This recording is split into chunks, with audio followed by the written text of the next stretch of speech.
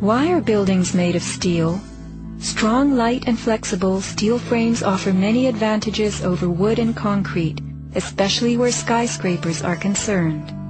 Steel makes big buildings relatively light, with tremendous load-bearing capacity.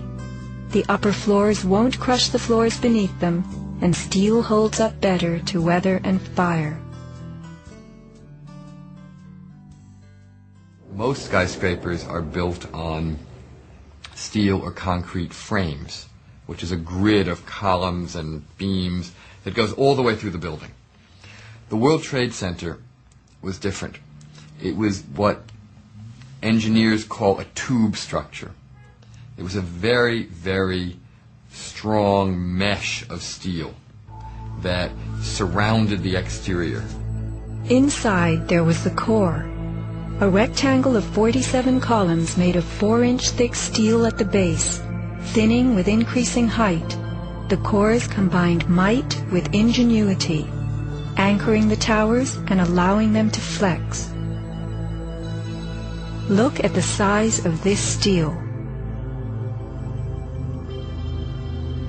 Solid, prefabricated floor assemblies, welded metal floor pans placed on top of trusses both welded and bolted to the vertical frames.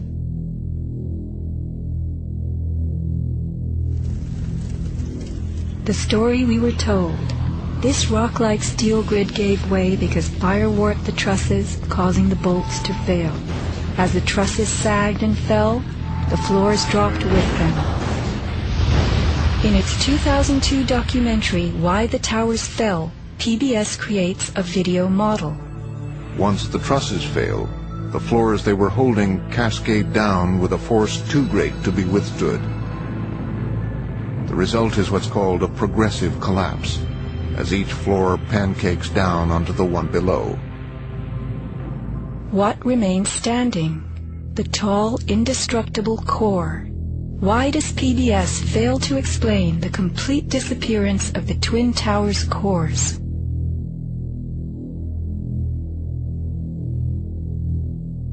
The official story's central thesis is based on heat, temperatures high enough to weaken steel. But people in the towers did not report such heat. Think about it. Neither steel, concrete, nor glass can burn.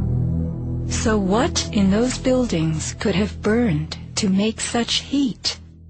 How do these firefighters describe the collapse of the North Tower? We started running, floor by floor, instead of popping out. It was if they had detonated.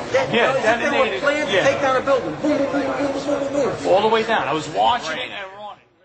And others give similar descriptions. At 10:30, I tried to leave the building, but as soon as I got outside, I heard a second explosion and another rumble and more smoke and more dust. And then a fire marshal came in and said we had to leave because if there was a third explosion, this building might not last. Like, it sounded like gunfire, you know, bang, bang, bang, bang, bang, and then all of a sudden, 3 big explosions. Started walking down the stairs, we made it to the 8th floor. Big explosion. Blew us back into the 8th floor. Do you know if it was an explosion or if it was a building collapse? To me, it sounded like an explosion, but it was a huge explosion.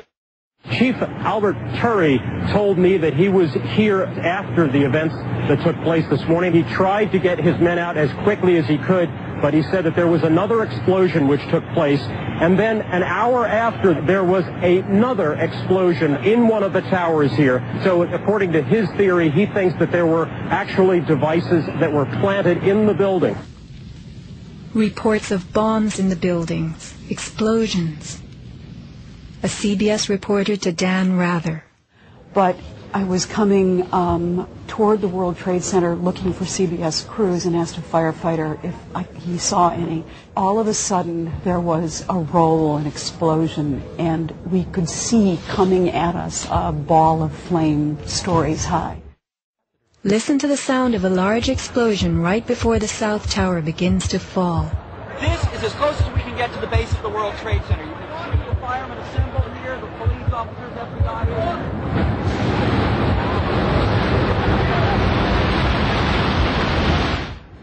Sound reaches us after what we see. If the boom we just heard was the sound of the building collapsing, it would follow the collapse.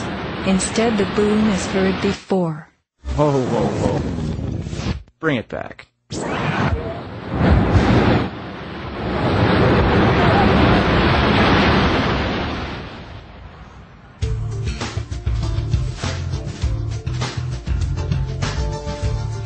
Let's consider the characteristics of steel. Steel is an alloy of iron containing added carbon for flexibility, workability, and strength. In the days of old, blacksmiths heated iron till it was red and pounded it for hours to form it. Horseshoes, knife blades, and plowshares were typical creations. Steel was introduced in the mid-1800s, and by the end of the century, with the advent of the blast furnace, found widespread commercial use. A blast furnace is known as a controlled environment. High temperatures are reached as oxygen is pumped into a closed space. How and when does steel melt? Steel melts at temperatures of 2750 degrees Fahrenheit and above, attained only in a blast furnace or when a powerful incendiary such as thermite is used. Steel or any substance that is burned will never become hotter than the temperature of the fire or heat applied to it. An open-air hydrocarbon fire reaches a maximal temperature of some 1200 degrees Fahrenheit in a dirty or uncontrolled burn, characterized by red-orange flames. Red-orange flames are what we saw on September 11th. Even the fireball caused by the plane strike was red-orange.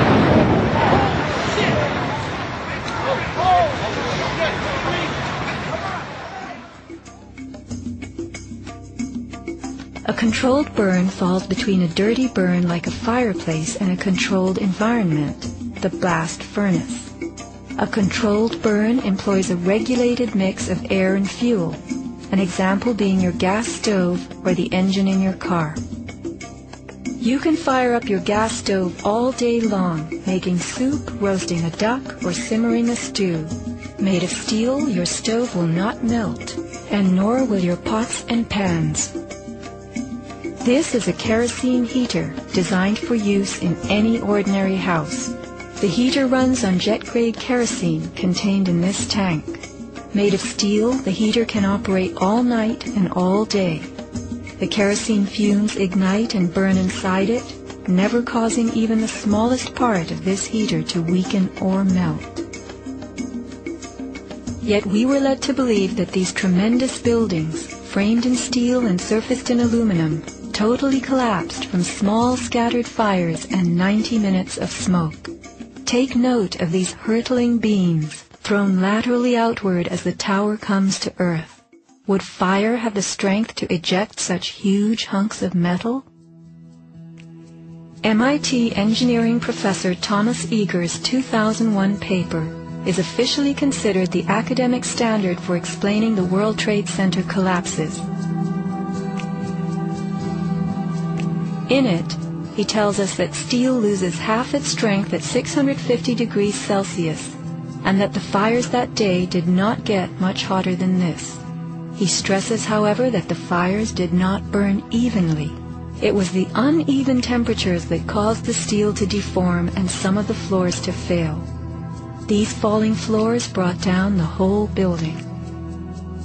While it was impossible for the fuel-rich diffuse flame fire to burn at a temperature high enough to melt the steel, its quick ignition and intense heat caused the steel to lose at least half its strength and to deform, causing buckling or crippling. This weakening and deformation caused a few floors to fall, while the weight of the stories above them crushed the floors below, initiating a domino collapse. In plain language, straight from MIT,